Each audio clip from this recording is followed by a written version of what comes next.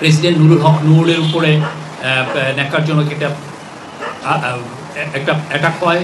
উনি অসুস্থ, ওনাকে খুব ঢাকা মেডিকেলে ওনাকে চিকিৎসা হচ্ছেন। তারপরে ওনাদের যে বৈষম্য বিরোধী আন্দোলনের গণ অধিকার পরিষদের ছাত্র পরিষদের নেতা নাজমুল হাসানের উপরও উনিও অনেক ক্রিটিক্যালি ইনজুর্ড হন, এবং আমরা দেখেছি রাশেদ খানও ইনজুর্ড হয়েছেন। বেশ কিছু ওনারা বলছেন যে 50 জনের মতো ইনজুর্ড হয়েছেন। তো এই ঘটনার উপরে একটি জুডিশিয়াল তদন্তের সিদ্ধান্ত হয়েছে, এবং এই তদন্ত ইম্পার্শিয়াল জুডিশিয়াল তদন্তটা করবেন হচ্ছে একজন হাইকোর্টের জাস্টিসের নেতৃত্বে এই তদন্ত হবে।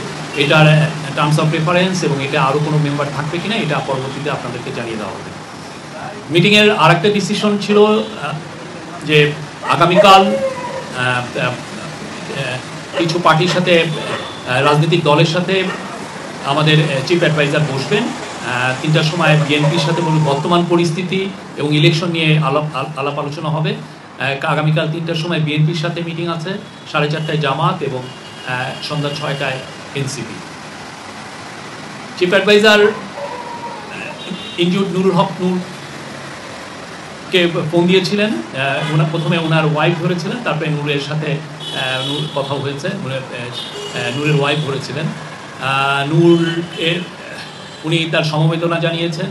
উনি নূর এবং নূরের সহকর্মী যারা আহত হয়েছেন তাদের প্রতি সমবেদনা জানিয়েছেন। উনি যারা গতকাল আহত হয়েছেন প্রত্যেকের বেস্ট পসিবল চিকিৎসার অ্যাসুরেন্স দিয়েছেন। বলেছেন যে এটার জন্য নূরের জন্য অলরেডি আপনারা দেখেছেন যে একটা মেডিকেল বোর্ড গঠন করা হয়েছে, এবং অন্যান্য যারা ইনজুর্ড হয়েছেন সবাইকে যেন বাংলাদেশের সর্বোচ্চ সবচেয়ে ভালো চিকিৎসা পান সেটা এনশিওর করার উনি বলেছেন। এবং উনি নূরকে বলেছেন যে এই ঘটনার জুডিশিয়াল তদন্ত হবে, উনি ওনাকে জানিয়েছেন।